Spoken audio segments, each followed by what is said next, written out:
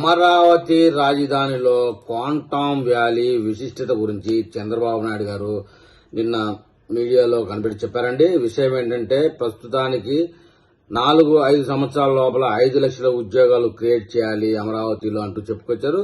ఇప్పుడు దాని యొక్క పూర్తి సమాచారం మనం తెలుసుకుంటాం.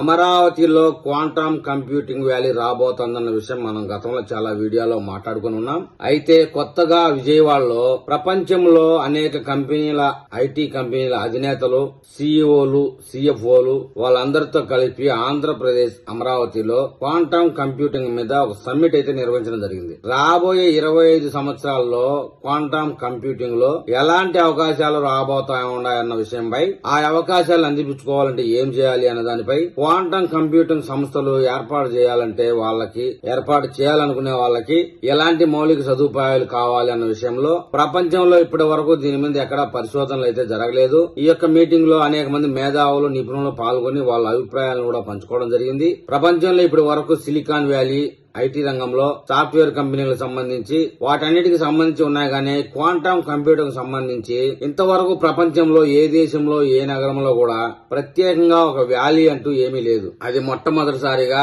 అమరావతిలోనే ఏర్పాటు చేయబోతా ఉన్నారు. ఏదైనా కొత్త తరహా ఒకటి ఏర్పాటు అయ్యేటప్పుడు అనేక విమర్శలు చేస్తా ఉంటారు. హైదరాబాద్ లో హైటెక్ సిటీ ప్రాంతంలో కూడా ఆనాడు గొర్రెలు కూడా తిరగలేనటువంటి ప్రాంతం అయినప్పటికీ హైటెక్ సిటీ నిర్మించినప్పుడు చాలా మంది విమర్శలు చేశారు. మళ్ళీ 20 సంవత్సరాల తరువాత కమ్యూనిస్టు వర్గాలు కూడా కళ్ళు తెరిచి తెలంగాణలో చంద్రబాబు నాయుడు చేసిన పనిని కొనియాడారు. చంద్రబాబు నాయుడు 98వ సంవత్సరంలో చెప్పింది 2020లో కనబడుతోంది కళ్ళకని ప్రశంసించారు. హైదరాబాద్ రూపురేఖలు మారాయంటే కేవలం ఐటీ రంగం ఒకటే అని చెప్పారు. అదే విధంగా అమరావతి రాజధానిలో కూడా రాబోయే 6 సంవత్సరాల్లో క్వాంటమ్ కంప్యూటింగ్ విషయాల్లో మినిమం 5 లక్షల ఉద్యోగాలు తీసుకొచ్చేదానికి నారా లోకేష్ అయితే కంకణం కట్టుకున్నారు. అతను ప్రత్యేకించి నారా లోకేష్ అనే అతను ప్రతి సీఏఓతో పర్సనల్ గా మాట్లాడుతూ ఉన్నాడు. వారికి కావాల్సిన సదుపాయాలు ఏంటి అని ప్రత్యేకంగా పిలిచి మాట్లాడుతూ ఉన్నారు. రాబోయే 2 సంవత్సరాల్లోనే దాదాపు 1-2 లక్షల ఉద్యోగాలు క్రియేట్ చేయాలని, దానికి ఏ విధంగా మౌలిక సదుపాయాలు అవసరం అవుతాయని చెప్పేసి దానికి అనుగుణంగా అవతల వాళ్ళ దగ్గర నుంచి సలహాలు తీసుకుంటా ఉన్నాడు. ఇప్పటికే అనంతవరం సమీపంలో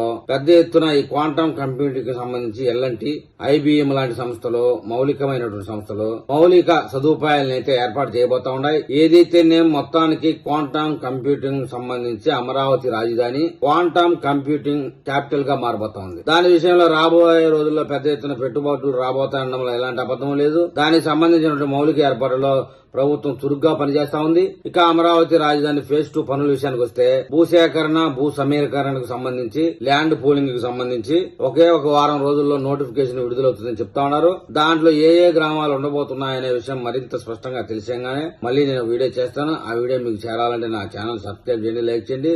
మీరు ఏదైనా తెలపాలనుకుంటే కామెంట్ రూపంలో తెలపండి.